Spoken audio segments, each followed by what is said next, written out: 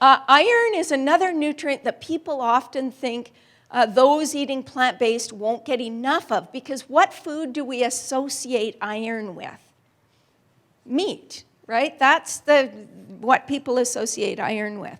So again, we have to ask how much iron we actually need. Well, the RDA is 18 milligrams for women at childbearing age, women who are menstruating. And for men or older women who are postmenopausal, it's only 8 milligrams, and the tolerable upper limit is 45 milligrams. And in fact, the Institute of Medicine recommends 1.8 times higher intake for vegetarians. However, this recommendation is highly controversial and is quite, I think, unnecessary, because it was based on one study. And what they did in that study was they maximized the inhibitors of iron absorption and minimized the enhancers of iron absorption to make the diet as bad as it could possibly be, to see how much more a vegetarian might need in a worst case scenario. People don't really eat that way in the real world. And so it's an absolute worst case scenario. I think for most people, a slight increase perhaps, and for a lot of people, no increase is necessary if you're eating a lot of vitamin C rich foods and other foods, which I'll mention in a second. So if we compare the actual intakes of iron, you can see in the Adventist Health Study too, vegans ate the most iron, non-vegetarians the least. Same in Epic Oxford, same in the Diet Quality Study from Belgium that we talked about. Vegans at 23 milligrams, non-vegetarians at 17. People go, wow, how? I don't understand how that could happen. I always thought, you know, steak was the richest source, but the reality is milk is an extremely poor source of iron. And so when you take the milk out and you're eating all plant foods, well, they all have some iron. So the numbers just add up that way. Plant-based diets do not increase risk for iron deficiency anemia. The prevalence of iron deficiency is about the same in meat eaters and people who eat plant-based. Vegetarian and vegan iron intakes are generally either similar to or higher than non-vegetarians. But what about iron status? Because we know there's a difference in the type of iron from meat and the type of iron from plants. And won't people eating the meat absorb it better and have better iron status? And in fact, vegetarians don't have a higher incidence of iron deficiency. However, they do have lower iron stores, typically, which means lower serum ferritin levels. However, lower serum ferritin levels do not necessarily affect how a person feels. They don't appear to be a disadvantage to people when iron stores are replenished and we replenish losses. And in fact, having slightly, within normal range, but slightly lower iron stores may actually turn out to be an advantage, because lower serum ferritin with adequate hemoglobin may reduce risk of insulin resistance, metabolic syndrome, and type 2 diabetes, cardiovascular disease, some types of cancers, because it reduces oxidative stress. Heme iron tends to increase oxidative stress. As we mentioned, there are two forms of iron. So in meat, a certain percent of the iron is in the heme form. Not all of it, maybe 40% or so, or 50 to 60% in meat is heme, and 40 in some less red meats, I would say. 15 to 35% is bioavailable of heme iron, but it can serve as a pro-oxidant. So that's why it's linked to all of these diseases.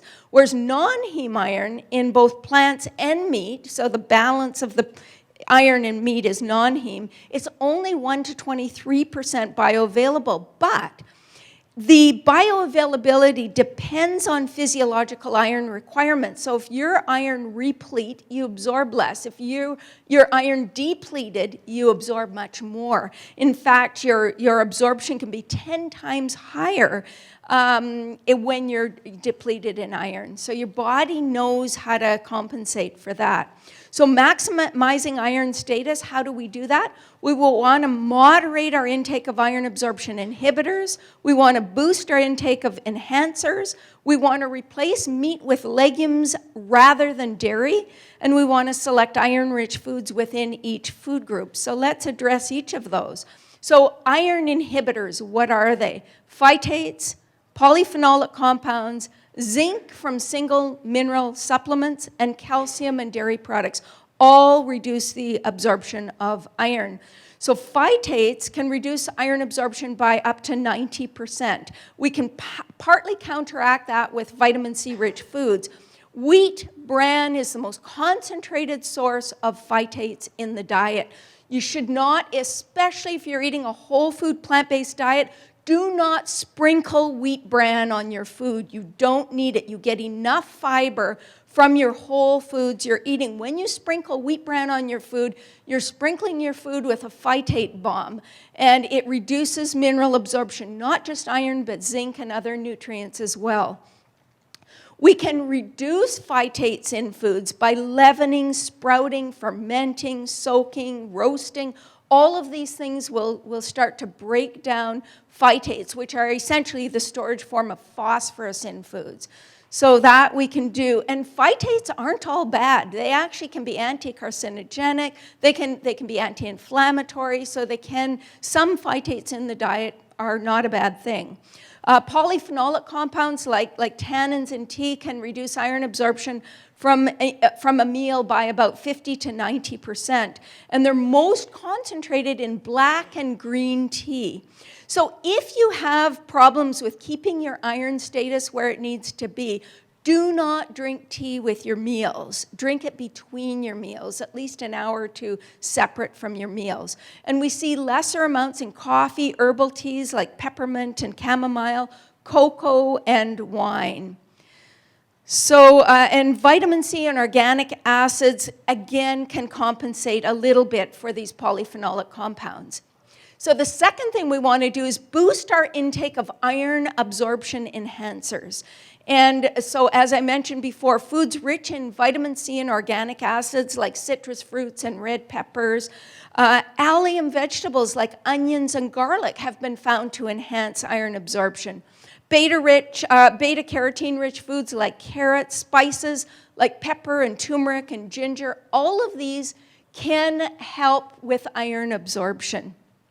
Now, we want to be choosing legumes instead of dairy to replace meat. Legumes are a rich iron source, and they provide iron in a form that's very slowly absorbed and not a pro-oxidant, so they're preferable in my opinion.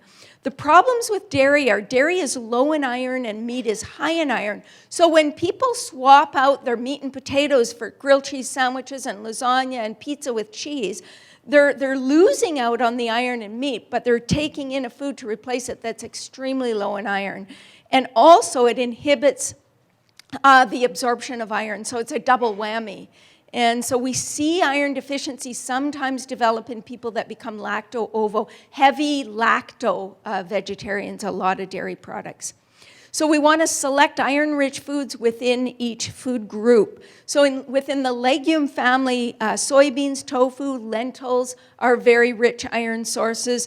In the whole grain group, it's more the pseudo-grains that are really concentrated in iron, like amaranth and quinoa. In the nuts and seeds category, all seeds are rich in iron, but especially things like pumpkin seeds, cashews, pine nuts, almonds, Brazil nuts are all pretty iron-rich.